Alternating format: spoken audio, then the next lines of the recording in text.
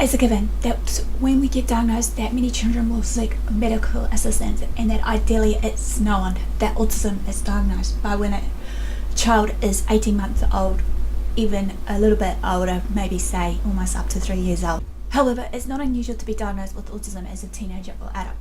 Hi guys, this is Aspie. I'm all about creating mental health and awareness and sharing my life stories with autism and mental health, with tips and advice along the way, with fun and games, and taking you all on a journey what life is like in the inside world of what my life as an autistic adult's like. So if you're into any of these videos, feel free to smash the subscribe button on the bottom right hand corner, and if you do so today, turn on the notification bell so you don't miss any future videos. Usually I post Monday, Wednesday, Friday, but that may subject to change.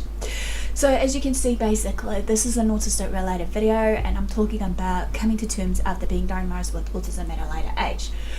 They're broken down into 3 parts, which in the very first part I've already said about was all about for the tips and advice and getting the support, and that covered obviously the following: for the getting support, joining an autistic self-help group, finding out if you're eligible for government grants or any other financial assistance. 3 was decide if you want to share your diagnosis openly. 4, seeking accommodation at work, and 5, reaching out to your friends and family. So in all further ado guys, this is part 2 of it, which is embracing your diagnosis.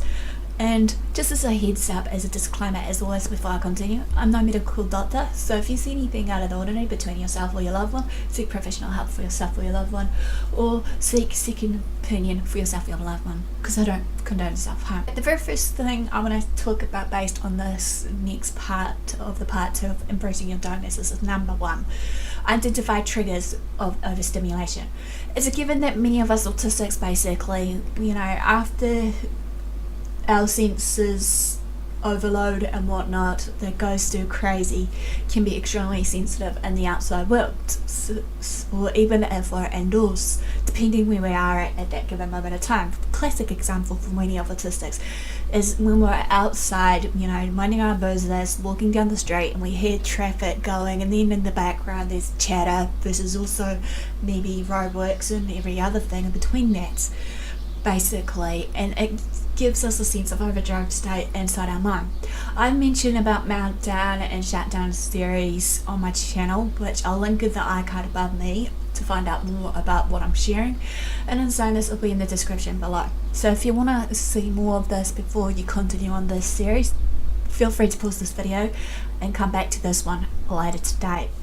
So basically, as I said, many autistic people may have extremely sensitive kind of extremities of their classic senses, or that aren't as sensitive as those of normal people, right?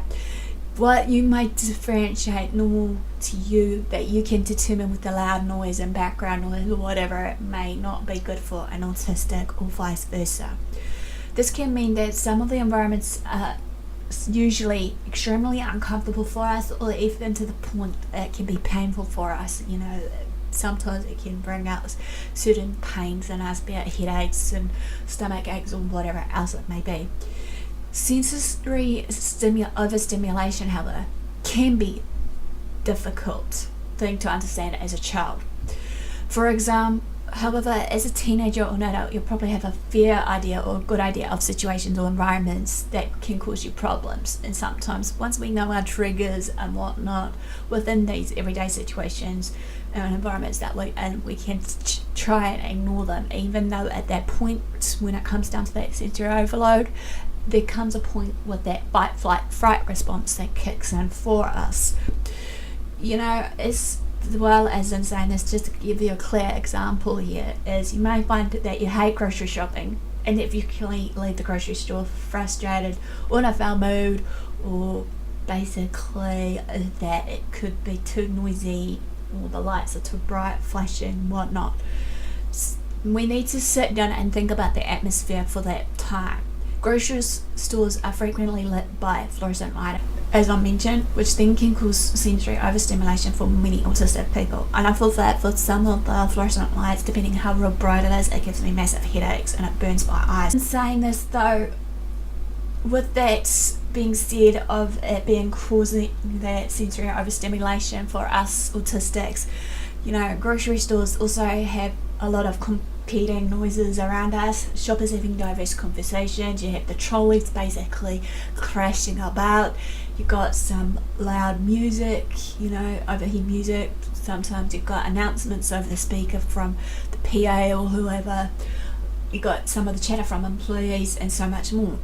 Many autistic people have difficulty filtering background noise, some may not, which can make all of the sounds occurring in one place frustrating, if not so painful for us. Based on what we learnt about sensory triggers and other autism related issues, hearsay, you can implement the changes that could potentially make a vast improvement in our living environment. An example here to make it understanding is understanding again about the problem with the grocery store of ours. Problem is related to sensory overstimulation or sensory overload, as it is clinically called, can help us identify options that will make this errand easier for us when we go out to the supermarket. Adjustments we might make in that situation may include wearing headphones, playing some soothing music while we're listening to music, or white noise to block out the cacophony of the grocery store.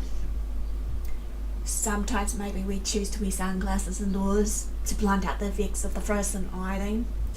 Over time, as you become more comfortable and gain a better understanding of our diagnosis, we will be able to discover other things that we can do to improve our life and experiences with the world as well.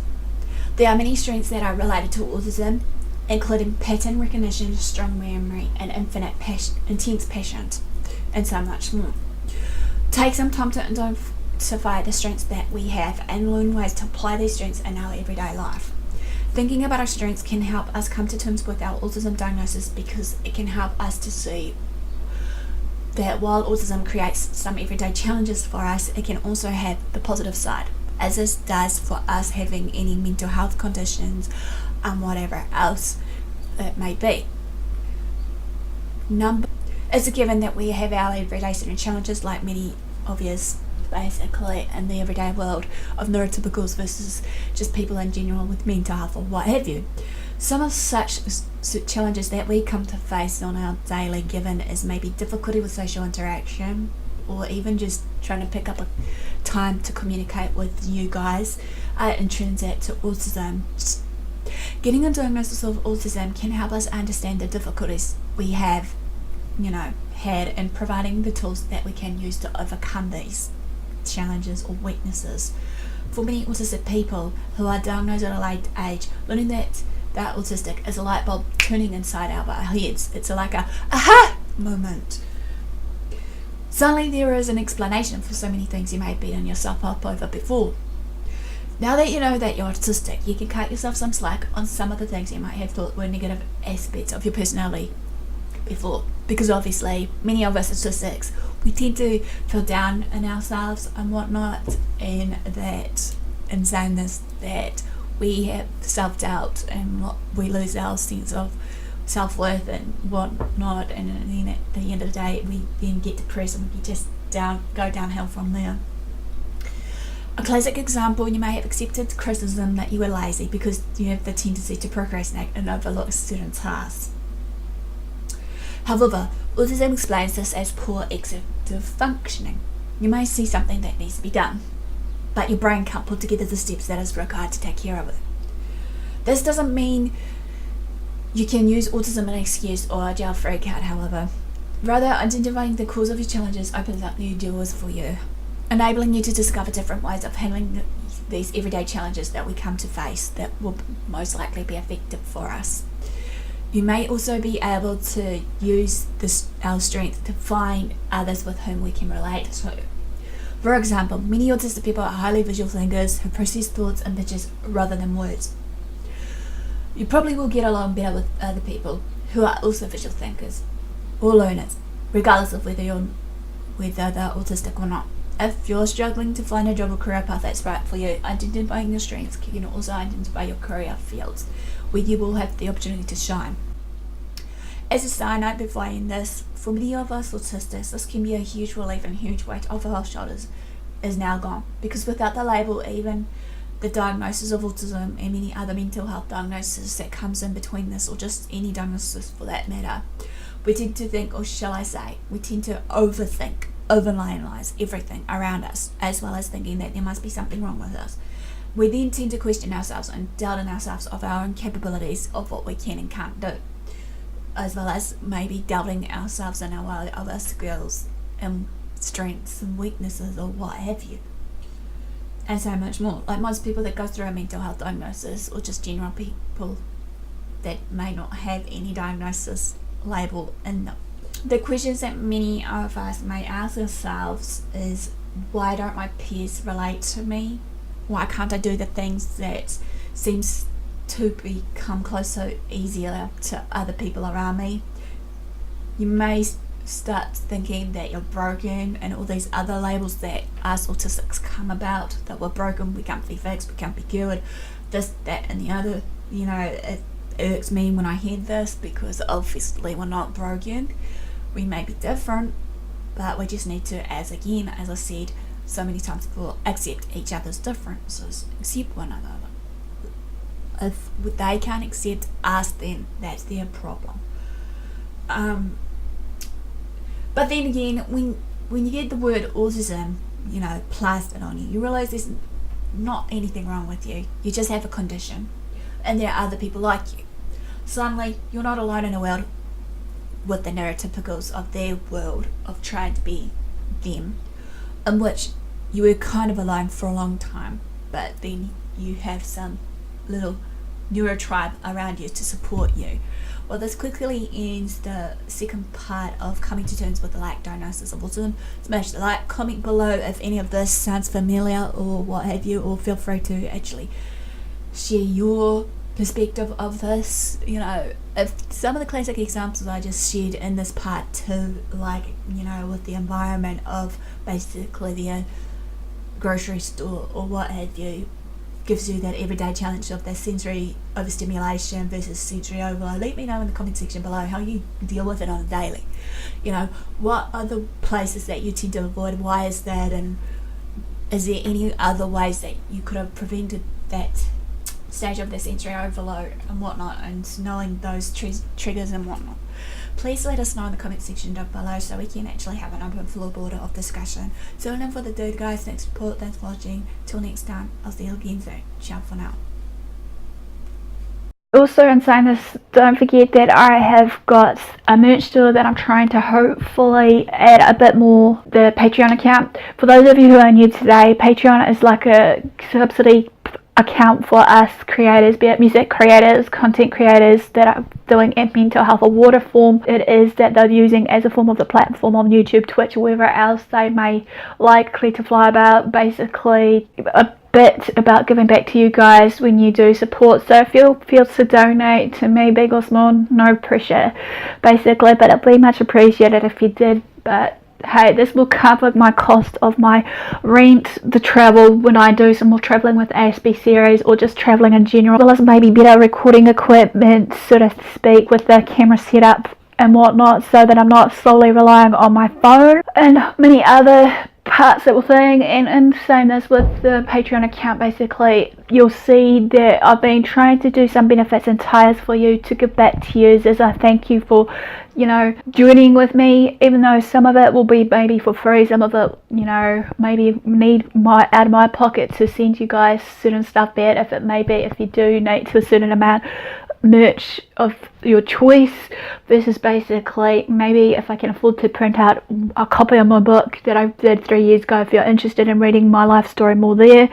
And then saying this also, just to let you guys in the lowdown, that I've got some projects in the works that I'm still hoping that if anyone wants to participate for project number 1 of the Journey Through the Mind series that you may have seen, Lydia, who was the first participant from Life with Lydia, basically sharing her life story. So I'm hoping to do short blurts of documentary style stories basically based on this. And in saying this, basically if you want to be on the bandwagon in any way for that, feel free to comment below. As well as saying this, the second project of it was supposed to be an icebreaker for you guys, just to answer a series of questions. And if you do decide to come back for the second part of that Journey Through the Mind series to be a more depth storyline, please feel free, because I'm hoping later today, if all goes to plan, and I'm hoping to maybe get someone on the side to maybe animate them or what have you.